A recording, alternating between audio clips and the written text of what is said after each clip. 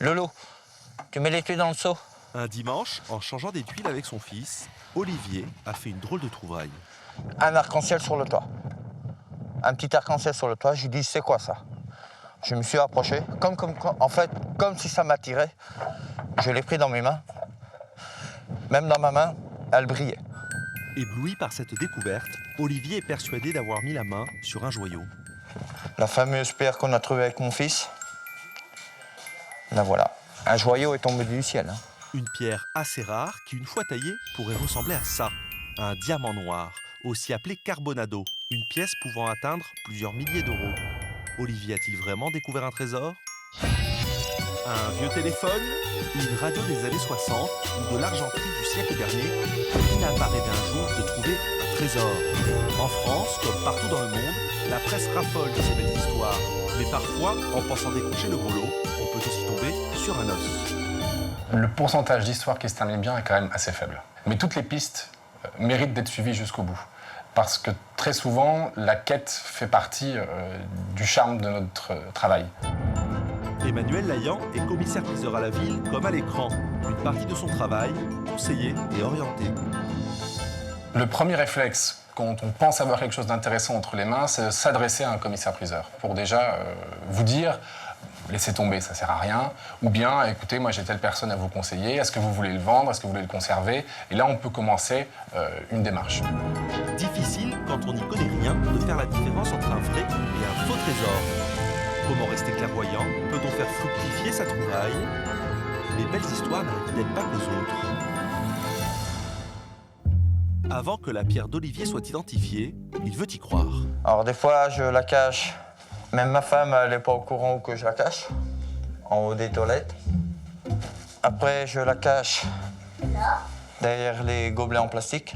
Et le plus souvent, c'est dans la cheminée. Je lève la petite trappe et puis après, je referme. Et puis voilà. Bien mangé. Anne-Laure, son épouse, est un peu dubitative. Bientôt, toute la petite famille sera fixée. Olivier s'apprête à aller faire expertiser sa pierre. Je ne veux pas gagner, je ne veux pas acheter une maison avec, ça c'est sûr et certain. Mais bon, ça fera un peu de bonheur. Et déjà la première chose, cet après-midi, si on est d'accord avec l'acheteur, déjà gâter mes gamins. Première chose, c'est ce que je veux. Nous avons soumis le cas d'Olivier à notre expert. Face à une pierre de cette taille-là, si elle est bonne, hein, c'est vraiment un diamant grande taille, donc là c'est vraiment un domaine de spécialiste. Être confronté à des spécialistes et à des analyses très techniques, Michel Morillon en sait quelque chose. Il y a 18 ans, ce viticulteur a fait l'acquisition d'une vieille croûte dans une vente aux enchères à Saint-Nazaire. Ils ont passé les cadres un par un, 500, 700, 800, 1000 francs. Et moi, j'avais quoi? J'avais 100 francs dans la poche, le reste, c'est tout ce que j'avais, donc je ne pouvais pas aller au-dessus de 100 francs. Et puis à la fin, il dit, bon, alors 200, personne en veut, allez, 50 pour le cadre. J'ai levé la main, voilà. Ce n'est que 4 mois après son achat qu'il découvre une signature en bas du pastel. 7 lettres écrites à la plume qui forment le nom Gauguin. Mais en ce qui concerne le peintre du 19e siècle, Toutes les signatures ne se ressemblent pas. il va donc falloir chercher des arguments ailleurs. J'ai comparé avec tout ce qu'il pouvait y avoir dans la peinture de Gauguin. Je me suis aperçu qu'il y avait une ressemblance avec ça, cette partie-là. Donc on a la croix centrale. Ici, on a comme un Christ en croix. On a un Christ jaune ici. Et j'ai vu sur le livre, il y avait cette tête-là. Mais bon, là, il tourne la tête à droite, là, il est à gauche. C'est comme un effet miroir qu'on a là. On a pratiquement des choses qui ont été faites comme si c'était un miroir. Un travail de fourmi qui passionne Michel depuis une dizaine d'années. C'est devenu un challenge, c'est devenu un hobby. Comme ça. Un hobby qui pourrait lui rapporter gros. Il En n'était 2008, pas du tout, l'une des œuvres de Gauguin s'est vendue à il y près avait de une 30 marée millions d'euros. De quoi troubler aussi notre expert.